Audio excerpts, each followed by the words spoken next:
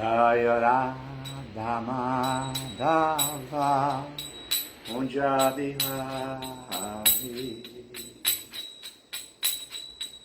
Gopijana Vallabha Girivaradhari Yashodanandana Rajajana Ranjana Jamuna Tira Vanachari Jaya Radha Madhava Kunja Bihari Gopi Janavalava Girivaradhari Yashodanandana Raja Janaranjana Jamuna Tira Vanachari Om Namo Bhagavate Vasudevaya Om Namo Bhagavate Vasudevaya Om Namo Bhagavate Vasudevaya Narayana Namaskritya Naranchaiva Narottamam Devim Saraswatim Vyasam Tato Jayandudiraye. Antes de se recitar este Srimad Bhagavatam, que é o verdadeiro meio de conquista, deve-se oferecer respeitosas reverências à suprema personalidade de Deus, Narayana. A Narayana Rishi, o ser humano supremo. A mãe Saraswati, deusa da sabedoria. A Srila Vyasadeva, o compilador dos Vedas. E a Srila Prabhupada, o propagador. Srila Prabhupada Jagadguru Ki Jai. Bom dia, pessoal. Estamos aí no segundo dia do ano de 2026. Espero que todos que já se conectaram, os que virão a se conectar em algum momento. As lives, claro, elas ficam gravadas no Facebook, no Instagram. Também são alocadas no YouTube, no endereço ISKCON Rio Bhakti Center. Então,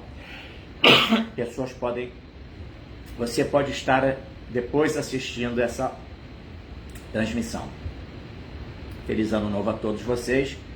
E a ISKCON Rio de Janeiro dá sequência à jornada de estudos do Srimad Bhagavatam, como o vem fazendo já lá da época da pandemia, na verdade, já são anos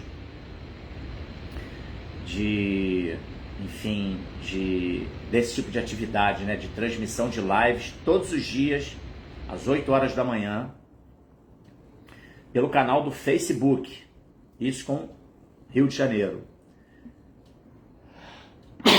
I'm sorry. E alguns devotos como eu, para ver uma Haridashna, utilizam também o canal do Instagram. Simultaneamente, como eu estou fazendo agora. Estou aqui pelo Facebook, que é o canal original, e fazendo a transmissão também pelo Instagram, tá bom? Então vamos lá. Haridashana, seja bem-vindo, reverências, aceite as minhas reverências. Também Fernando Araújo, bom dia. Fernando Araújo aqui já fez uma... ele pergunta aqui, para vocês o ano novo é em março. Naturalmente, nós somos cidadãos desse mundo que tem suas divisões e suas orientações com base em escrituras reveladas. O Ocidente, ele comunga da ideia de que estamos agora acabamos de virar o ano, não é verdade? Segue o calendário solar gregoriano e tem a referência de Jesus também como tendo sido o Natal, o nascimento de Jesus, no dia 24 para 25, não é isso? 25 de dezembro, na verdade, o aparecimento de Jesus. O que nem é, assim, algo que se pode ter muita certeza, porque na verdade existem informações que Jesus, na verdade, ele teria nascido, salvo engano, julho, agosto, mas a gente sabe que tem todo um por trás. Tudo que está aqui acontecendo no Ocidente, por trás tem sempre objetivos comerciais. Então, mas sim, resumidamente falando, como Chaitanya Mahaprabhu apareceu há 540 e pouco anos atrás, a gente tem como referência esse último avatar de Krishna, que veio prescrever o Mahamantra Hare Krishna, Krishna Krishna, Hare Hare, Hare Rama, Rama Rama, Hare Hare, como o método da era de Kali.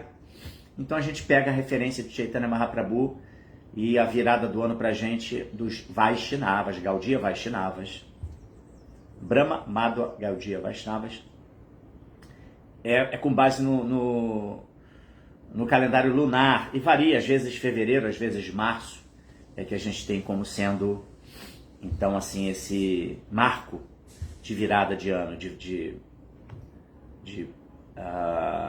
ciclo. Tá? Mas, claro, a gente também, como eu disse, né, somos cidadãos desse mundo, que tem suas diferentes orientações, e como estamos aqui no Ocidente, a gente também observa naturalmente esse período como tendo sido ontem o primeiro dia do ano, entendeu? Mas tudo é convenção, né, na verdade, né? Convenção. Mas o ponto aqui é o nosso estudo do Srimad Bhagavatam, e temos o verso 22 do capítulo 28. Esse capítulo 28 é intitulado Instruções de Kapila, do canto 3, né? Canto 3, capítulo 28, verso 22, tá bom? Sérgio Pacheco é o nosso querido Sanatana Dharma. Sanatana Dharma Prabhu e o nosso Padre Hare Krishna, que tem o poder, está empoderado por Srila Prabhupada, de ministrar seus cultos, fazendo ali amalgamando o conhecimento bíblico com o conhecimento védico. É incrível isso, é incrível. Eu gosto muito, inclusive, de fazer sempre correlações das escrituras reveladas que fortalecem e que demonstram a convergência de orientação, na verdade, e não divergências. Então, vamos em frente. Vocês também que acompanham aqui pelo Insta, Ademas, meu querido Ademas está presente. Hare Krishna, seja bem-vindo. Tá? Siddhartha Tamal Taru, Elias Pereira, Anderson Alves Oliveira, Frota Siqueira, Matheus, Brian Christian. Que bom, tem uma turma aí já se conectando nesse segundo dia do ano.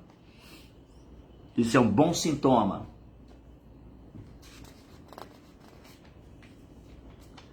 Vamos ao verso.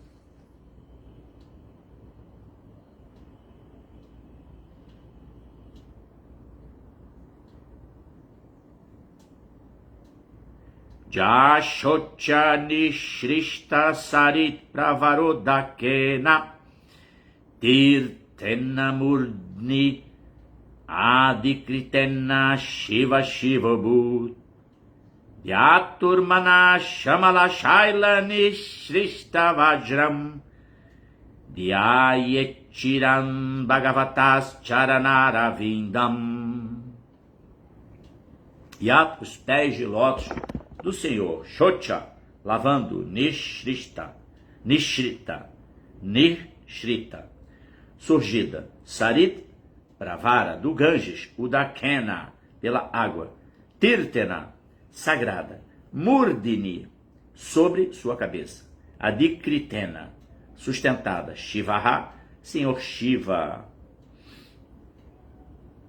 Shivaha, auspicioso, Abut, tornou-se Dhyatuhu, do meditador, Manaha, na mente, Shamala Shaila, a montanha de pecado, Nishrista, fulminado, Vajram, raio, Dhyayat, deve-se meditar, Tiram, por longo tempo, Bhagavataha, do Senhor Charana Aravindam, nos pés de lótus. Tradução e significado dados por sua divina graça Bhaktivedanta Swami Srila Prabhupada Ki Jai. O abençoado Senhor Shiva torna-se tanto mais abençoado por suster sobre sua cabeça as águas sagradas do Ganges, cuja nascente encontra-se na água que lavou os pés de lótus do Senhor. Os pés do Senhor atuam como raios fulminados para despedaçar a montanha de pecado acumulada na mente do devoto que medita. Portanto, deve-se meditar nos pés de lótus do Senhor por longo tempo.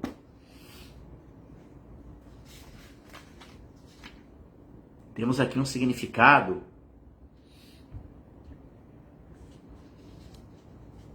bastante rico em diferentes tipos de informações. Portanto, eu vou já pedir as bênçãos dos Vaishnavas do Bhagavatam, dos Vaishnavas, de vocês que acompanham aqui, grandes Vaishnavas, para já ir comentando passo a passo à medida que eu vou lendo o significado Bhaktivedanta de Srila Prabhupada, beleza? Om Agyanatimirandasya Gyananjana Shalakaya Chaksurumiritam Jena Tasmai Shri Gurave Namaha. Nasci na mais obscura região da ignorância, mas o meu mestre espiritual está abrindo os meus olhos com a choche do conhecimento. Ofereço-lhe, portanto, as minhas mais humildes e respeitosas reverências.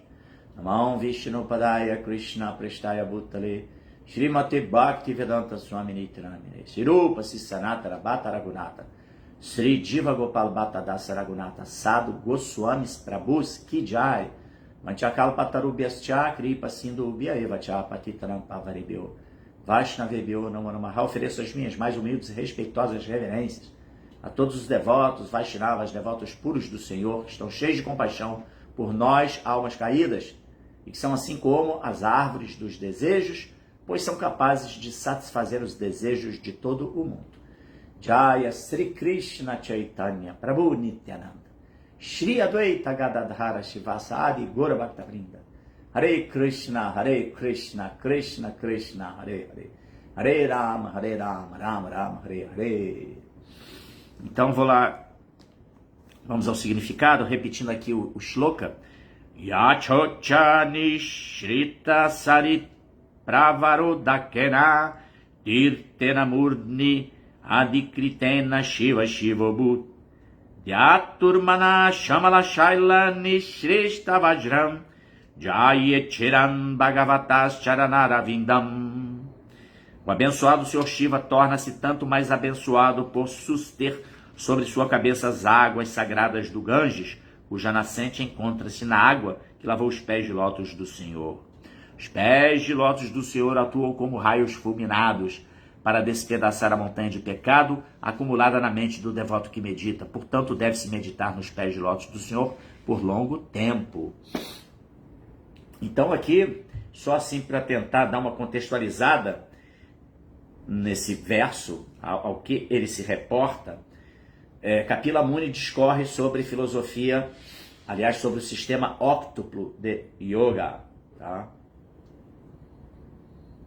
Claro, ele falou sobre a filosofia de Sankhya Yoga, diferenciação, né? Um estudo analítico que demonstra a diferenciação entre o que é real e aquilo que é ilusório. O que é real, o que é espiritual. O que é ilusório é aquilo que é matéria. Mas ele está falando sobre o processo meditativo, a yoga mística como método de lá de Satya Yuga para adquirir conhecimento e conhecimento elevado. Na verdade, adquirir conexão com a verdade absoluta. E nesse processo místico de yoga, que tem o sistema óctuplo de yoga, tem ali a meditação nos pés de lótus do Senhor, né, como sendo algo muito poderoso. Durante a meditação, o devoto deve se fixar numa forma de Krishna, de Vishnu. E a meditação se inicia pelos pés do Senhor Supremo. Né? Quando vamos ao templo e contemplamos as belas formas da Artya Vigraha, que se encontram nos altares ao redor do mundo inteiro, aí, de todos os templos da ISKCON que Prabhupada fundou, temos lá as deidades. E quando a gente chega para o Darshana das deidades, para ter aquela visão das deidades, a gente começa olhando os pés das deidades. Entendeu? E os pés de lótus do Senhor Supremo têm esse poder, né, de aquele que medita nos pés de lótus do Senhor vai tendo erradicado através dos raios fulminados da potência dos pés do Senhor os pecados que estão ali pairando ainda na nossa central dos sentidos, que é a mente, ainda absorta, ainda muito conectada, ainda impregnada de sensações de prazer obtidos através da fricção dos sentidos com os objetos dos sentidos. As nossas funções sensoriais foram treinadas por vidas e vidas e vidas a desfrutarem do prazer sensorial. Os objetos dos sentidos é tudo que está aí nesse mundão afora. Todo tipo de objeto que pode proporcionar prazer sensorial. Seja através do tato, seja através da visão, do olfato, da audição, do paladar, enfim. Então,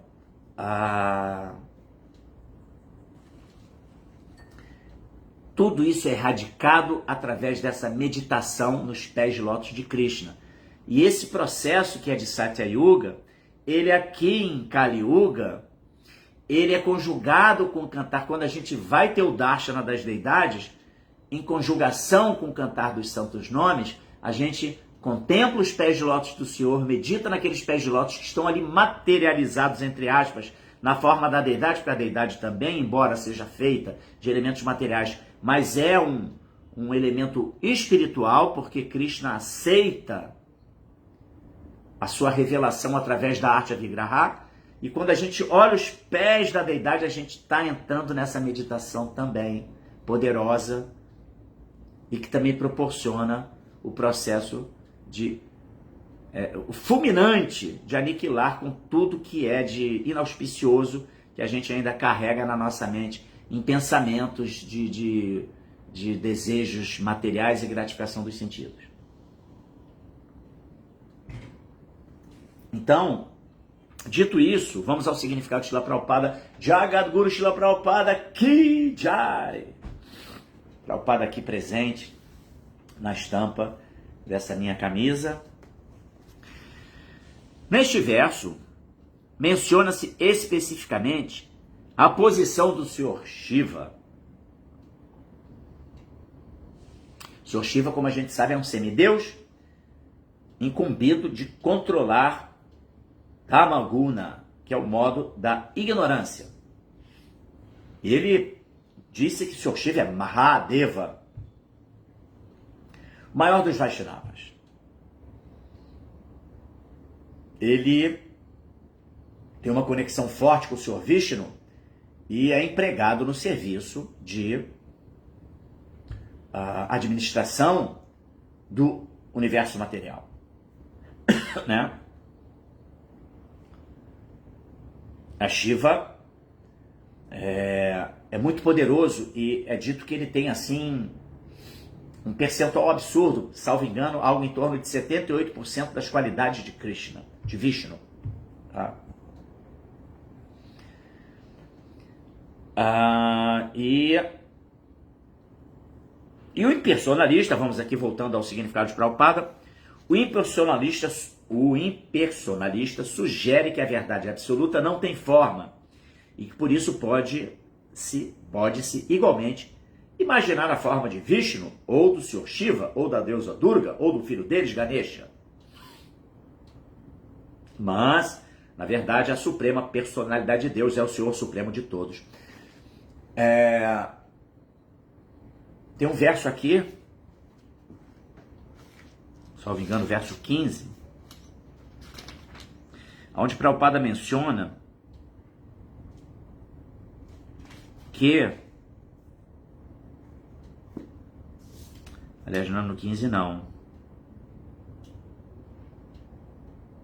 é o verso, peraí,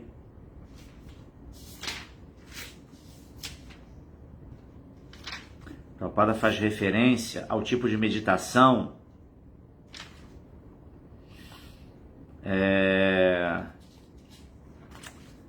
deixe-me ver aqui.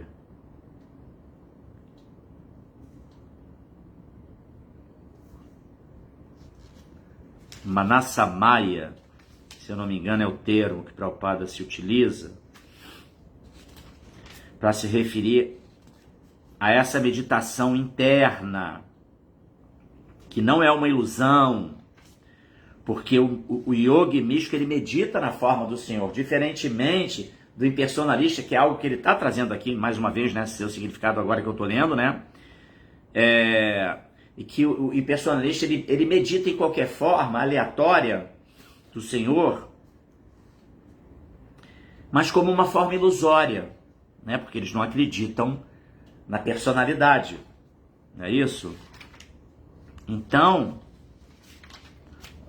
Manomayam. Então é uma ilusão na mente.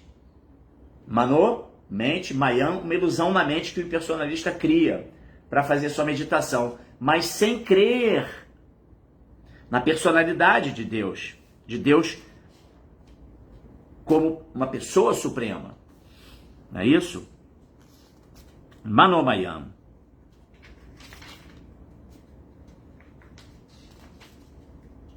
E aqui Prabhupada está rebatendo essa informação exatamente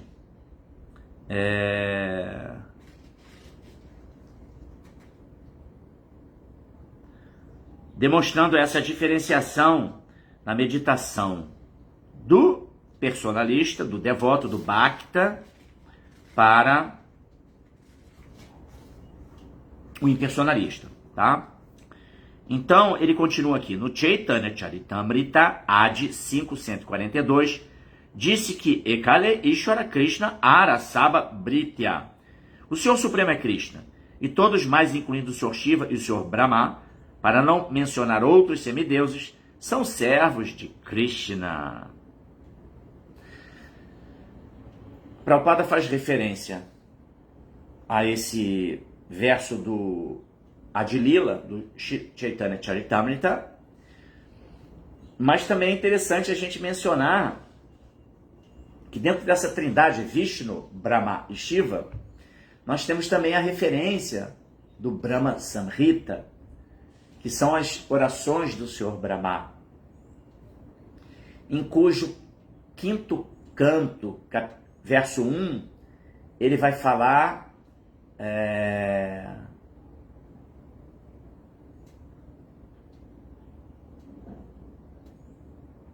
Ishvara Parama Krishna Sachitananda Vigraha Anadiradir Govinda Sarva Karana Karana.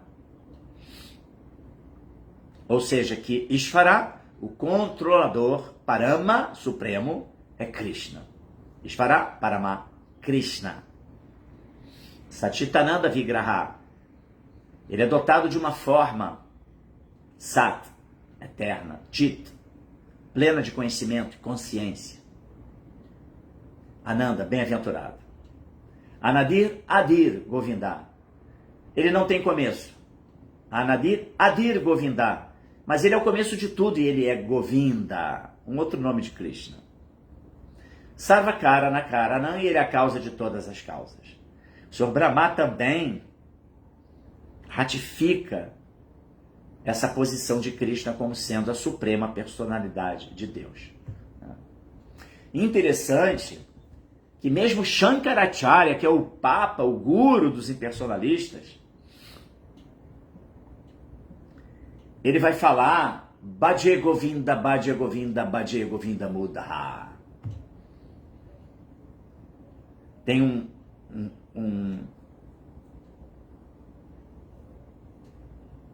uma expressão que é de Shankaracharya, onde ele fala: seus tolos, Buddha, seus tolos, adorem Govinda, adorem Govinda, adorem Govinda. A outra linha do verso eu não me recordo aqui. Mas, ou seja, tudo isso denota,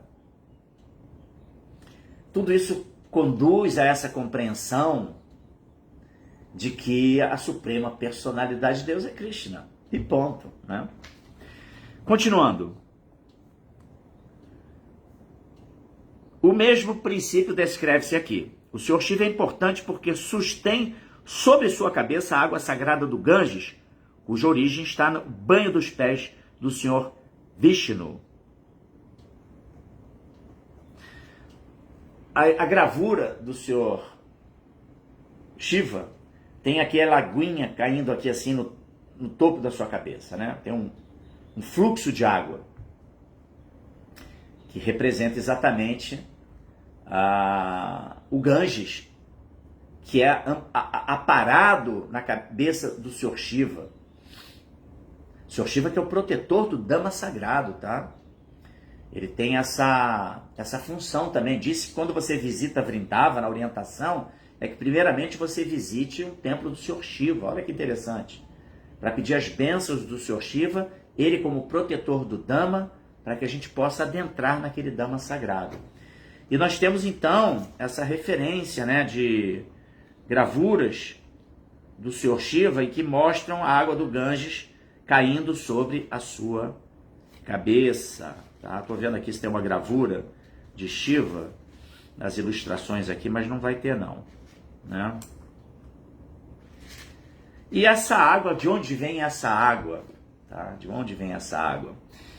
Tem aqui no 10º canto do Srimad Bhagavatam uma referência interessante que eu trouxe aqui para hoje, que fala o seguinte: é o verso 47 do 10º canto,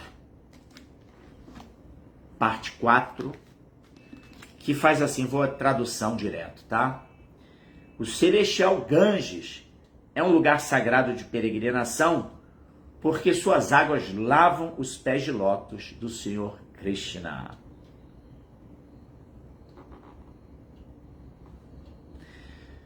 Como a gente sabe, descobertas recentes comprovaram a existência de muita água na Via Láctea,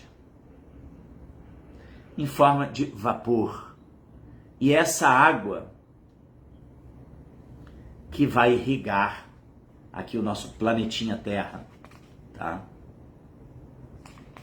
Essa é que é a realidade, tá? E aqui no significado de Srila Prabhupada, Prabhupada fala o seguinte: primeira, falando sobre as expansões de Krishna, tá? Porções plenárias, encarnações. A primeira, quando o Senhor Krishna apareceu na dinastia Yadu, sua reputação eclipsou a do sagrado Ganges. Ou seja, o aparecimento de Krishna, assim, colocou em segundo plano o caráter sagrado do Ganges, tá? Porque era o próprio Krishna que estava ali presente, entendeu? Né?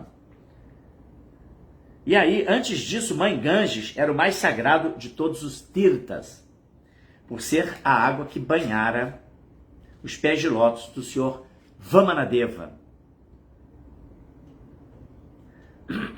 Ganga Sata Guna Prayo Mature Mama Mandale Yamuna Vishruta Devi Natra Karya Vicharana. O célebre Yamuna, em meu domínio de Mathura, é centenas de vezes mais importante que o Ganges. Sobre isso não pode haver controvérsia alguma, ó deusa. Isso é um shloka do Varaha Purana, fazendo uma comparação do Yamuna sendo centenas de vezes mais sagrado do que o Ganges. Por quê?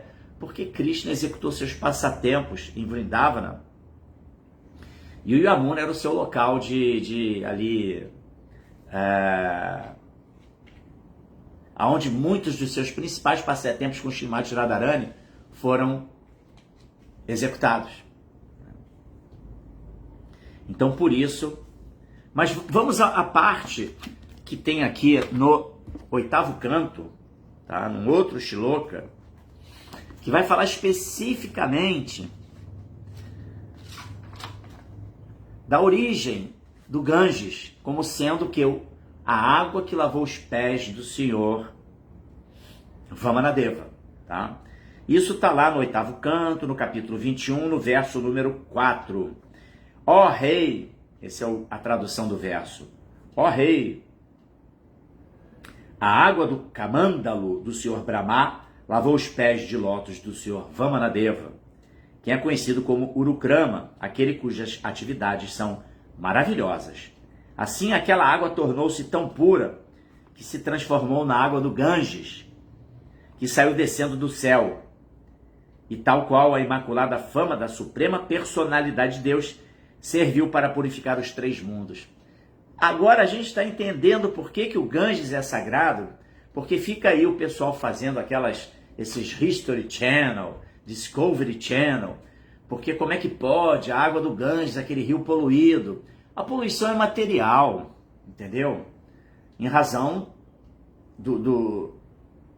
da remessa de dejetos de fábricas, de todos os tipos de dejetos naquele rio sagrado. Só que o caráter sagrado do Ganges é da origem daquelas águas. E essas águas, elas não perdem a sua potência porque elas vêm do plano espiritual, entendeu? Sabe, não é uma água comum. Aliás, nenhuma água é comum, né? Aliás, nada é comum nesse mundo, tudo é místico e tudo é revestido de sacralidade, porque tudo, em última análise, advém do Senhor Supremo. É uma criação de Krishna. Embora esse mundo material seja uma energia inferior, Davi Resha, Gunamai, Mamamaya Durataya. Krishna fala, esse mundo material, constituído dos 3 modos da natureza material, ele é minha natureza também divina. A gente sabe que é de uma qualidade inferior à energia Antaranga Shakti, né? Que permeia tudo que é do mundo espiritual, tá? Mas não deixa de ser sagrado. E o Ganges, por sua vez, ele vem purinho. Sua água é pura e totalmente transcendental, porque é Mahaprasada do Senhor Supremo, né?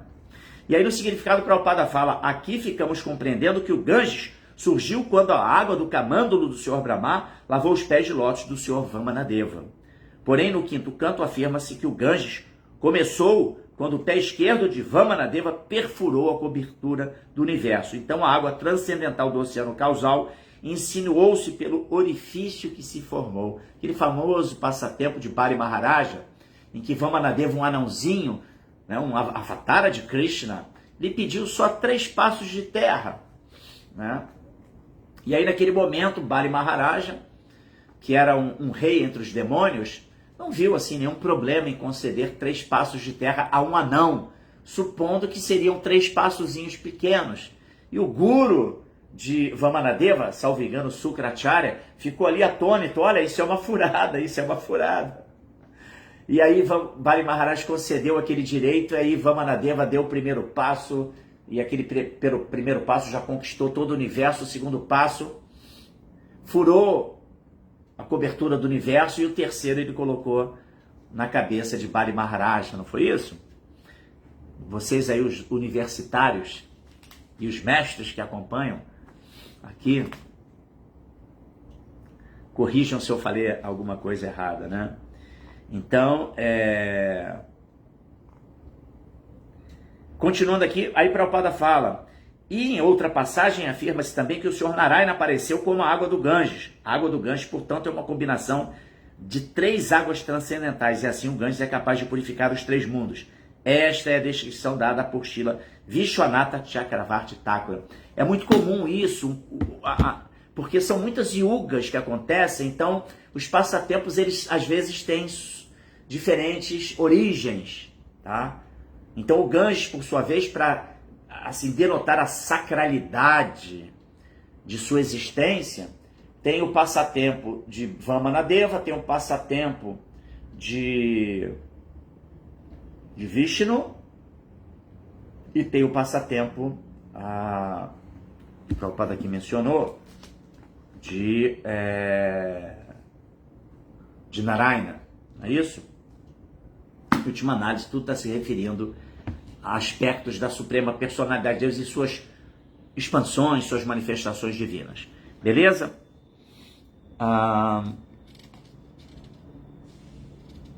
Haridashna faz aqui. Opa, Ojasui Dasa, Hare Krishna.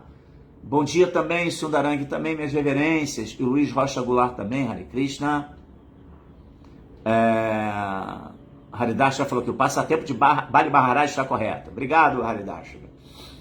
E ele comenta aqui, ontem no Maia por TV Brasil, em minha leitura do Shri Chaitanya Charitamrita Madhya Lila, 890, o enfoque foi justamente que, para os Mayavadis, a adoração de qualquer semideus, incluído Krishna, conduz ao mesmo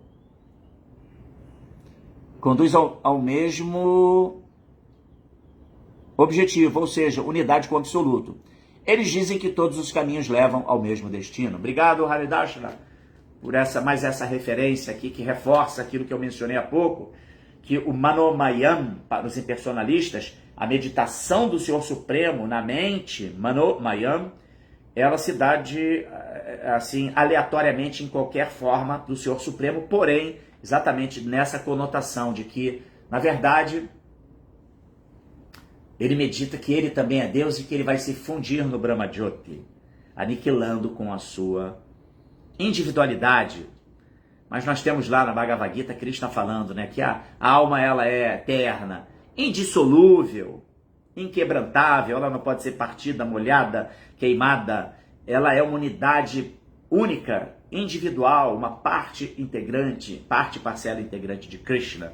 Então o impersonalista, ainda que ele obtenha, porque Krishna dá essa prerrogativa, Krishna acolhe o desejo do impersonalista, do Mayavadi, e dá a ele uma liberação do Brahma Jyoti.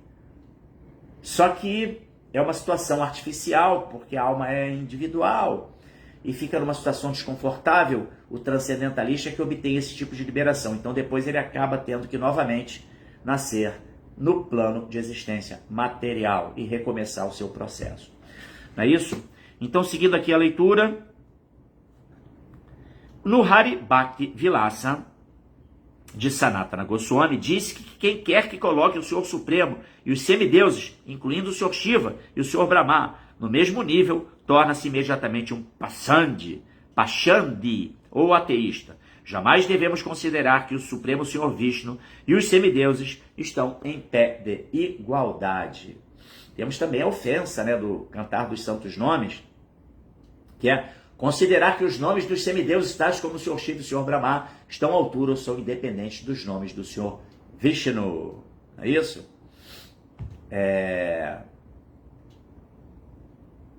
Ou seja, corroborando essa informação que Prabhupada, essa verdade que Prabhupada está aqui nos trazendo no seu significado Bhaktivedanta. Continuando, acho que até aqui está tudo certo, né? Deixa eu ver se aqui tem alguma outra... Isso, Shukracharya, então tá certo. Filho de Brigu Maharaj é o guru de Bali Maharaj. Ele é o Shukracharya é o guru dos demônios, tá? É isso aí, Shukracharya.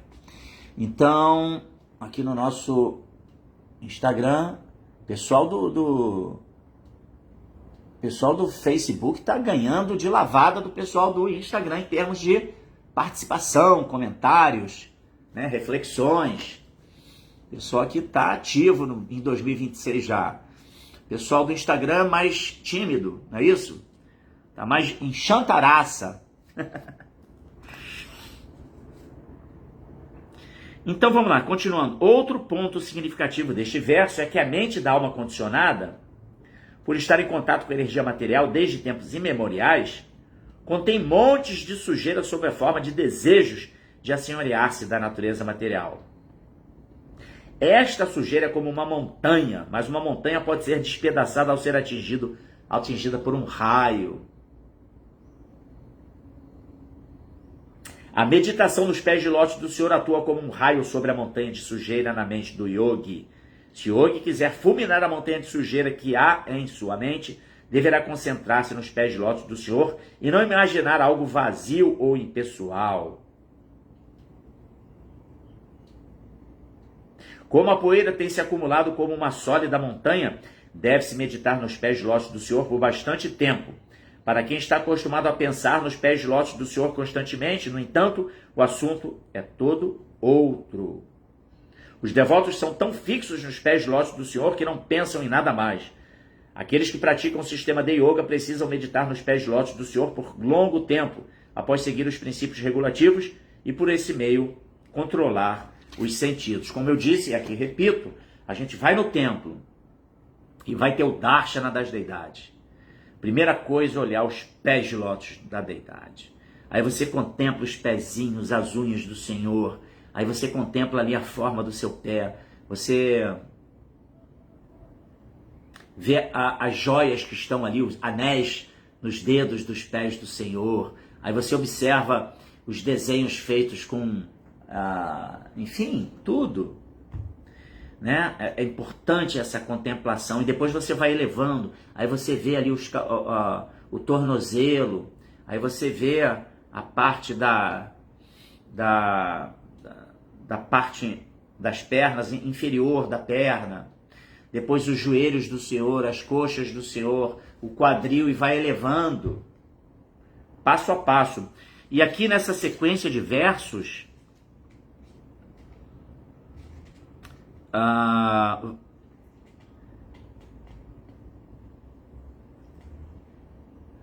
Kapila Muni vai falar exatamente sobre isso aqui nos próximos versos.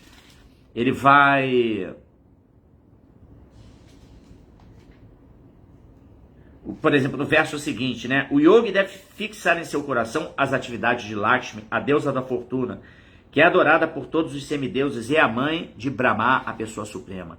Pode-se encontrá-la sempre massageando as pernas e as coxas do Senhor transcendental, servindo dessa maneira com muito cuidado. Em seguida, o yogi deve fixar sua mente em meditação nas coxas da personalidade de Deus, o reservatório de toda energia. E aí vai, né? Então, falando exatamente sobre esse método de contemplação, no caso do yogi místico, imaginando a forma do Senhor Supremo, e aí vendo passo a passo as diferentes partes do corpo do Senhor Supremo, começando lá pelos pés. Ok? Então, e sim, e essa meditação, né, como eu já mencionei lá no início da minha fala, quando eu dei uma contextualizada no significado da tradução de Prabhupada, essa meditação nos pés do Senhor tem o poder de fulminar, é como um raio que vai fulminar, assim como um raio pode destruir uma montanha, o pico de uma montanha, os raios caindo ali, da mesma forma, a meditação nos pés do Senhor é como um raio que vai fulminar a montanha de sujeira acumulada na nossa mente, beleza? Continuando, menciona-se aqui especificamente que Bhagavatascharanavindam tem-se de meditar nos pés de lótus do Senhor. Os Mayavadis imaginam que se pode pensar nos pés de lótus do Senhor Shiva, ou do Senhor Brahma, ou da deusa Durga, para alcançar a liberação, mas não é assim. Menciona-se especificamente o termo Bhagavataha, significando, abre aspas, da suprema personalidade de Deus, Vishnu, fecha aspas, e de ninguém mais. Às vezes algumas pessoas perguntam, né? Mas e vem cá, eu posso adorar... eu não posso adorar Shiva, adorar os semideuses? Não é recomendado, tá? Na medida em que a gente já sabe que Krishna é a verdade absoluta, é a personalização da verdade absoluta, é a manifestação da suprema personalidade de Deus, a gente tem essa prerrogativa, né, de nos dirigirmos diretamente a ele, tá? Mas, quando você faz um pedido ao Senhor Shiva que seja para facilitar o processo de Bhakti, da adoração a Krishna, aí tudo bem, entendeu? Porque você não está pedindo Shiva coisas, benesses, entendeu? Você não está colocando Shiva numa posição superior à de Krishna. Você pede a ele como um facilitador. Assim como, por exemplo, adorar Ganesha para obter vantagens materiais, né? Não, você pode adorar Ganesha para que ele desobstrua o caminho para Bhakti. Aí tudo bem, né? É dito que mesmo as gopis, elas adoraram a deusa Katyayani, não é isso? Não, peraí. Não, a deusa Lakshmi. Katyayani, agora ajudem-me, por favor. Misturei aqui as referências. Mas as gopis adoram a deusas para facilitar a adoração a Krishna, para aperfeiçoar a adoração a Krishna, tá bom? Então, finalizando a leitura de hoje, do significado, por sua posição constitucional... Não, peraí, um minutinho, voltando aqui, pulei uma linha. Outra frase significativa neste verso é Shiva Shivo Bhut. Por sua posição constitucional, o Senhor Shiva é sempre grandioso e auspicioso.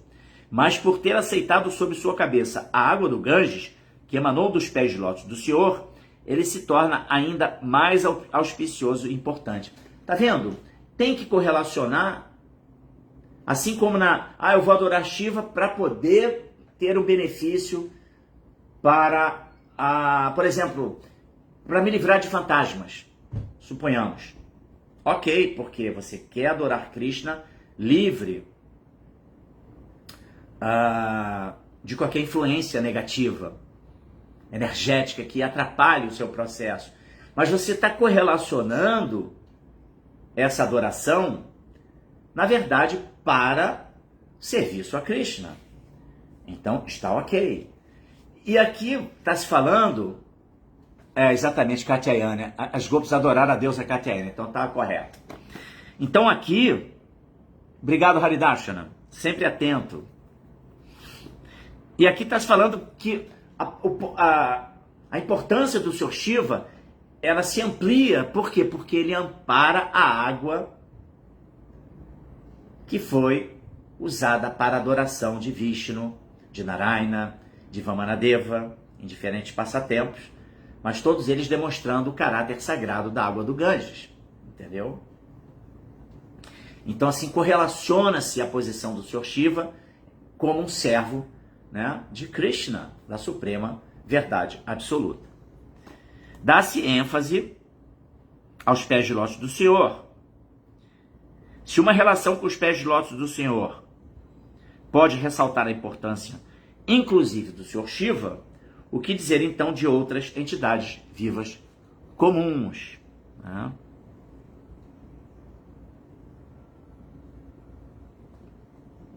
Ou seja, se o próprio Senhor Shiva está ali vertendo adoração, serviço a Krishna, o que dizer de nós, né? A gente precisa, naturalmente,